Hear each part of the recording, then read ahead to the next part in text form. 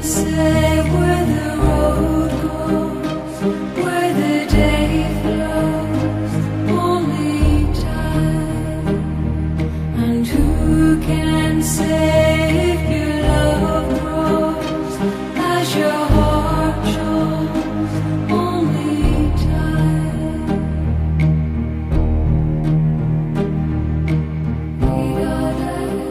Good morning and welcome back to History Class, where we've been talking about the Persians. Last time we were together, we talked about the Persian inventions, what they did to make civilization bigger and better. And we said that for a long time, they were the top dogs in the world. They were basically the most powerful empire on Earth. Until they ran across this kingdom. This is the country of Greece.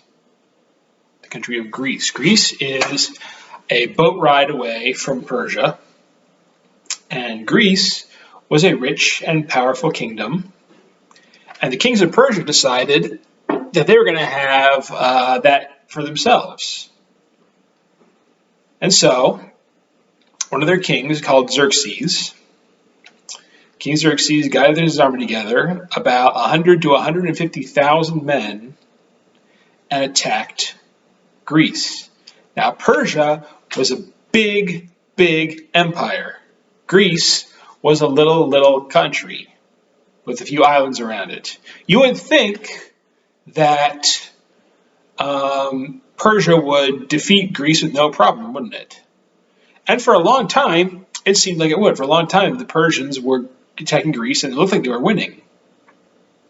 Until they ran across this man, King Leonidas, or Leonidas, depending on how you pronounce it. We'll go with Leonidas.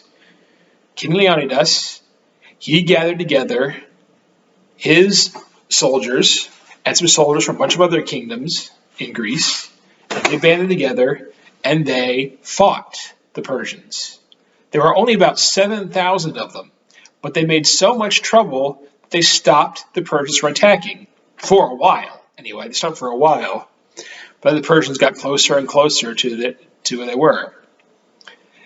The rest of the Greeks, they said, we have to go back. We have to go back to our cities. We have to get more men, more weapons. We have to fight.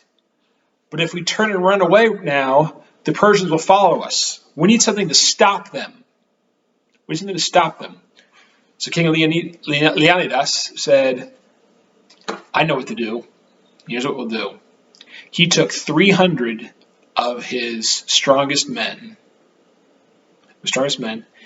and they went and stood between two mountains. There's a little road between two mountains. If the Persians wanted to attack their cities, they had to go through that road. But it was so tiny that they could only get a few of their people down the road at a time. They have to go in a line.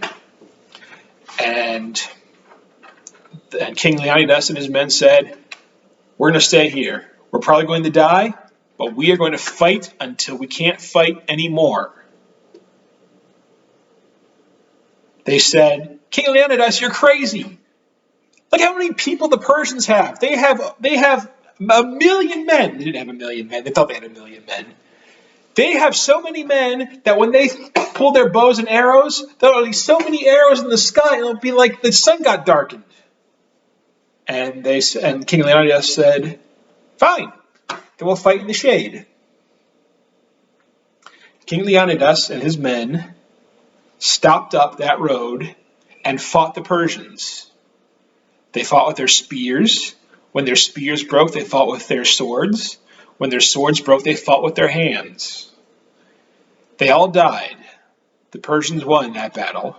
But they stopped the Persians long enough, and they killed so many of the Persians that when the Persians got to the other cities, they weren't strong enough to be able to attack those other cities. King Leonidas lost the battle, but he won the war, and the Persians had to go home. The Persians lost that war, and that was the beginning of the end for them. Because it wasn't long after that there was a man. Well, let's back up a little bit of story. Now, there's a story from Greece. I don't know how much of this is true. Probably very little of it. But there was a story about a rope that was tied into a knot that was so clever that nobody could figure out how to untie it. It may have looked a little bit like this.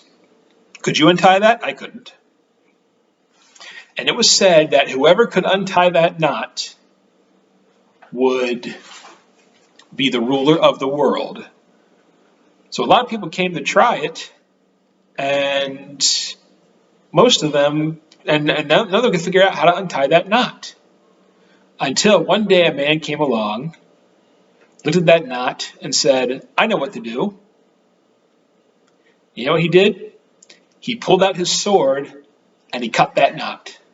He said, yep, there it is. I untied that knot, and that means I'm going to be king of the world. That man's name was Alexander the Great, the first emperor of Greece.